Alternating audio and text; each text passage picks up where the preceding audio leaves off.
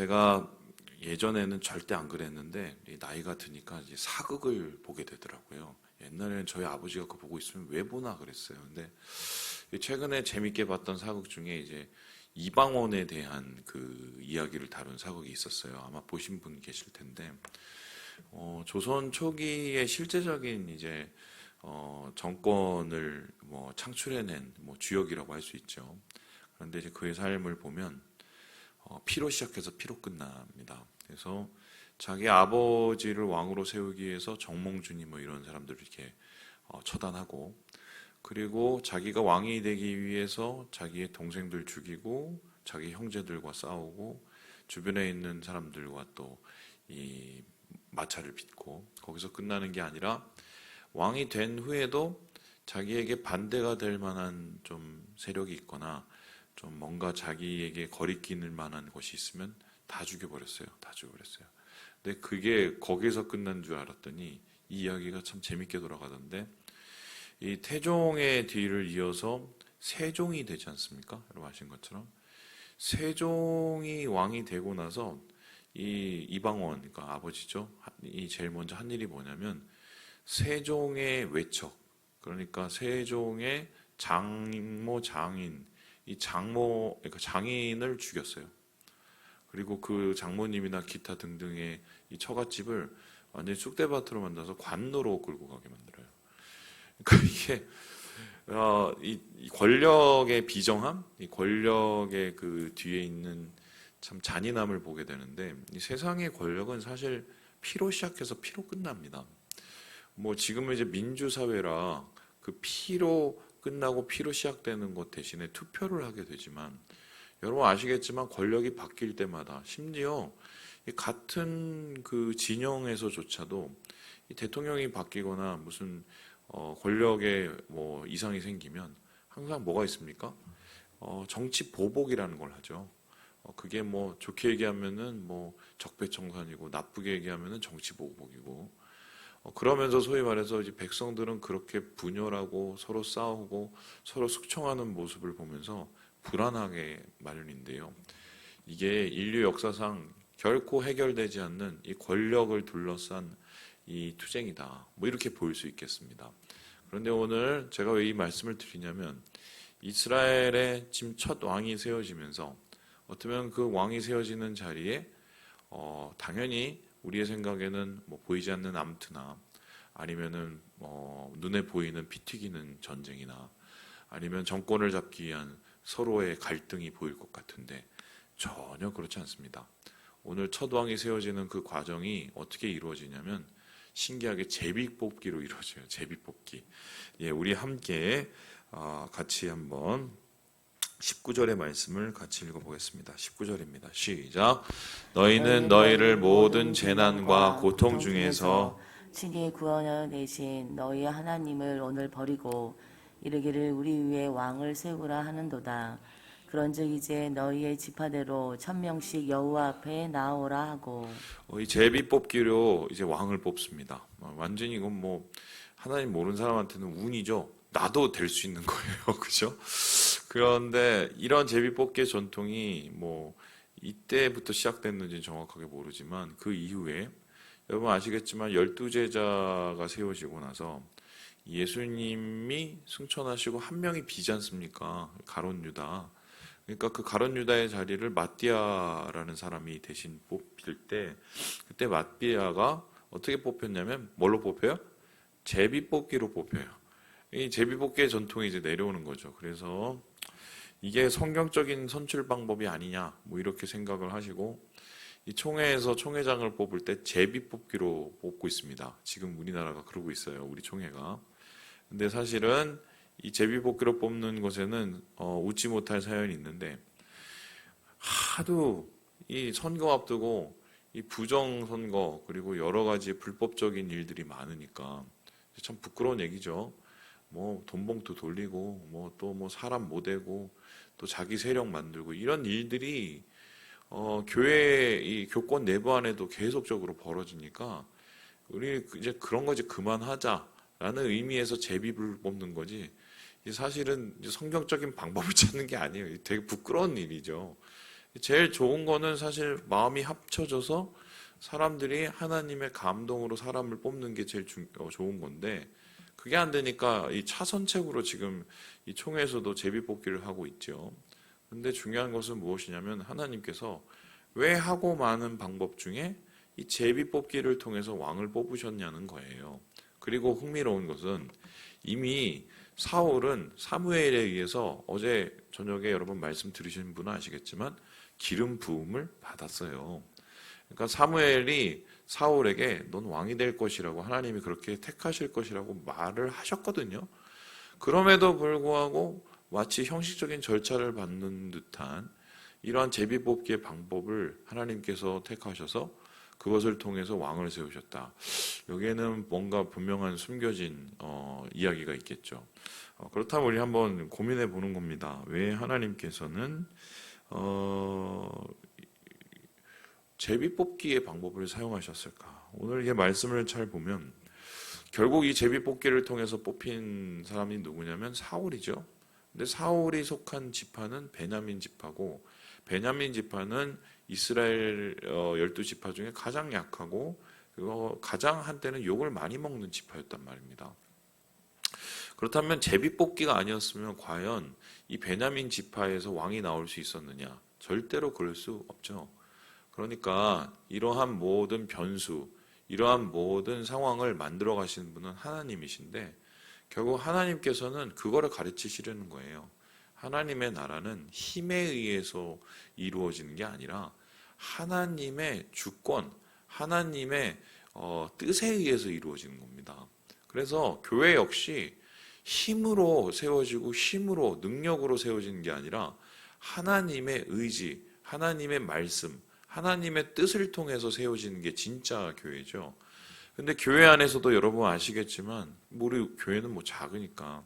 근데 큰 교회 같은 경우는 여러분 소위 말해서 장로 피택 앞두고 선거하고 또 권사 선거하고 이럴 때 막 피 튀기는, 보이지 않는 갈등들이 일어나게 되죠. 그리고 나서 이제 심지어는 제가 이건 직접적으로 봤는데요.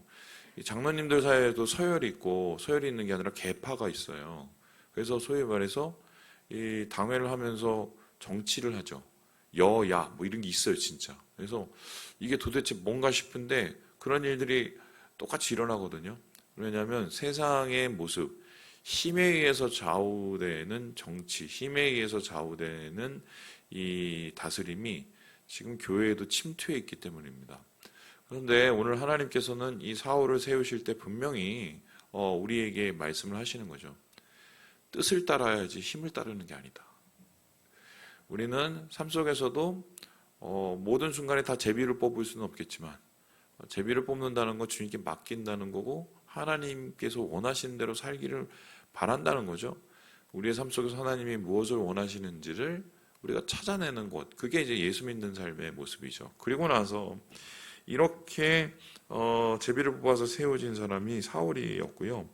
이 사울을 다 세운 다음에 이 사무엘이 그 다음에 한 일이 있어요. 우리 함께 25절의 말씀을 같이 한번 읽어보도록 합시다. 25절입니다. 시작. 사무엘이 나라의 제도를 백성에게 말하고 책에 기록하여 여호와 앞에 두고 모든 백성을 자기 집으로 보내매.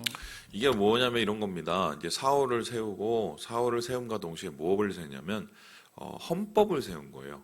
그러니까 법의 기초죠. 그러니까 예전에는 왕이 되면은 지 맘대로 했거든요.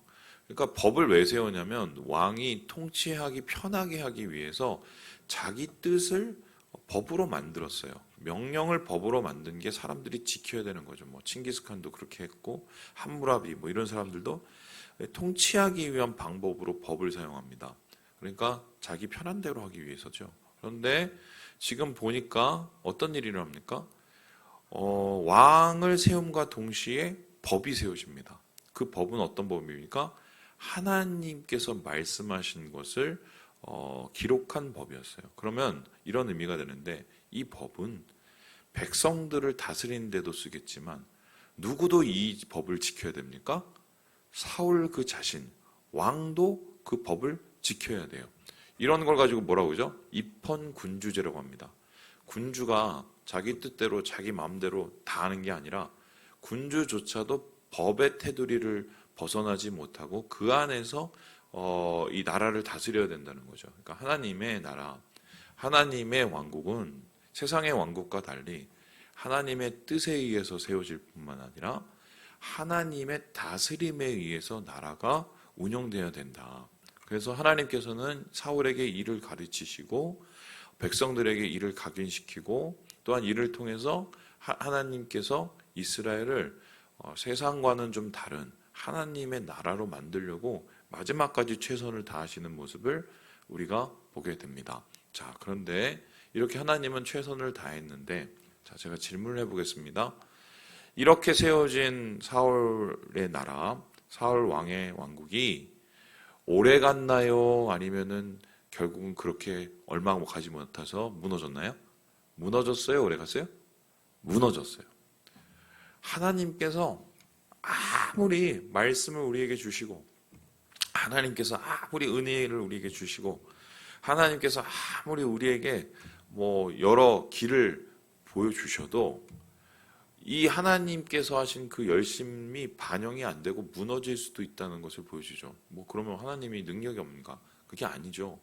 하나님께서는 우리의 자유로운 의지, 자유로운 선택을 존중해 주시는 과정인데, 사울이 하나님의 뜻과 하나님의 다스림을 잘 따랐으면 그의 왕국이 번영했겠지만 그것을 따르지 않았기 때문에 사실 그 뜻과 그 다스림이 아무런 효력을 발휘하지 못하는 이런 모습을 보게 됩니다. 그런데 왜 이렇게 사울은 무너질 수밖에 없었느냐? 오늘 말씀에 사실 그게 정답이 나와 있어요. 사울이 왕이 세워지는 그 과정에 정답이 나와 있습니다. 그게 뭡니까? 우리 함께 22절의 말씀을 같이 한번 읽어보도록 하죠. 22절입니다. 시작. 그러므로 그들이 또 여호와께 묻되 그 사람이 여기 왔나이까? 여호와께서 대답하시되 그가 진보다리들 사이에 숨었느니라 하셨더라. 그러니까 사울의 첫 번째 모습이 이런 겁니다. 사람들이 다 세워서 막 이제 야 누구야? 베냐민이야. 그다음에 누구야? 마들이야. 누구야? 기스야. 기스의 아들 중에 누구야? 사울이야. 막 이랬어요. 그랬는데 그러면은 이제 사울이 탁 하고 나서 접니다 하고 일어나야 되잖아요. 근데 어디 있었어요? 보따리 뒤에 숨어 있었어요. 이거를 우리 해석을 할 때 어떻게 해석을 할 수 있냐면 이런 거, 이 사람 참 겸손했구나 이렇게 볼 수 있지만 또 반면에 생각을 해보면 이건 굉장히 무서운 거예요. 두려웠던 거예요. 뭐가 두려웠다는 겁니까? 사람들이 자기를 인정하지 않을까봐. 나는 베냐민 자손인데 우리 집은 그렇게 별로 힘이 별로 없는 집안인데 유력하지 못한데 사람들이 나를 인정해 줄까? 사람이 두려운 거예요. 결과적으로 이 사람이 두려운 모습은 어떻게 끝납니까? 사람이 두려워서 블레셋이 두렵고 백성이 두려워서 기다리지 못하고 먼저 제사를 드리고, 사람이 두려워서 아말렉 족속 다 멸하지 않고 다 데리고 나오고, 사람이 두려워서 어떻게 해요? 전쟁 앞에서도 벌벌 떠고, 그리고 다윗이 두려워서 평생을 다윗 쫓아다니다 인생 낭비하고, 그리고 마지막에는 전쟁 앞두고 마음이 두려워서 무당을 쫓아가죠. 이 두려움이 사실 처음부터 다 내재되어 있었어요. 그러면 이렇게 부족한 모습이었다면 사울이 자기의 약점, 여러분 세상에 약점이 없는 사람 없거든요. 저는 약점이 없겠어요? 전 많아요. 여러분 아시는 것처럼. 여러분은 약점이 없습니까? 다 까보면 우리가 약점 많은 사람들이죠. 그런데 그럼 약점 많다고 사람들은 다 넘어집니까? 그게 아니죠. 약점이 많아도 그 약점을 통해서 온전히 서는 사람이 있고, 반대로 약점이 적어도 그 얼마 안 되는 약점 때문에 완전히 무너지는 사람이 있었어요. 대표적인 게 사울과 다윗인데, 여러분 다윗이 얼마나 약점이 많았습니까? 여자의 그것도 남의 여자 뺏는 게 다윗의 그 일이죠. 그러니까 얼마나 애정 결핍에, 또 뿐만 아니라 이 다윗 안에 있는 또 컴플렉스 많았거든요. 약점 많은 사람이에요. 사울에 비하면 다윗이 훨씬 약점이 많은 사람이에요. 그런데 다윗은 약점을 극복했고 사울은 그 약점에 파묻혀서 인생 망가진단 말입니다. 그 차이는 뭘까요? 약점을 인정하느냐 인정하지 않느냐예요. 그러니까 자기가 부족한 걸 깨달으면 하나님 앞에 그것을 공개하고 오픈하고 그것을 하나님 앞에 매일매일 올려드리면서 거기서 자유롭게 되기를 주님께 간구하게 되죠. 그리고 그 약점 때문에 오히려 하나님을 붙잡고 의지하게 되죠. 하지만 어떻게 합니까? 그 약점을 공개하지 않고 그 약점을 내 안에 가둬놓고 그 약점이 없는 듯이 보이기 시작하면 어떻게 합니까? 사람들은 그때부터는 과한 행동을 합니다. 약점을 가려야 되니까. 그 약점을 가리게 되면 결국 어떻게 되나요? 부자연스러운 행동이 부자연스러운 선택을 만들고 그 부자연스러운 선택이 나중에는 파멸에 이르는 결정을 하게 만들어요. 사울이 계속적으로 잘못된 선택을 하게 된 이유는 사람을 두려워하는 이 약점을 해결하지 못했기 때문이에요. 하나님께서는 왜 생각을 해보세요. 왜 그 제비뽑기를 시켰겠어요. 사울을 그 연약함을 알기 때문에 사람들 앞에서 그 뜻을 알아서 온전히 세우기 위해서 세워주신 거거든요. 그죠? 뿐만 아니라 왜 법을 주셨겠습니까?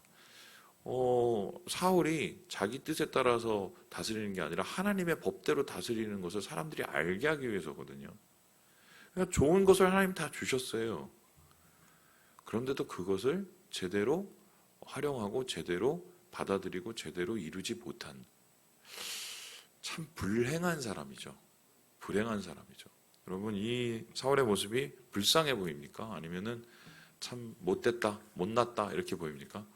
저는 여기 속에서 우리의 모습을 봐야 그게 은혜라고 생각을 해요. 약점이 있으신 분은 그 약점을 가리지 마시고요. 오히려 오픈하시고 하나님 앞에 드려야 돼요. 내어드려야 돼요. 그래야 주님이 우리를 다스리시고 우리를 바꾸실 수 있어요.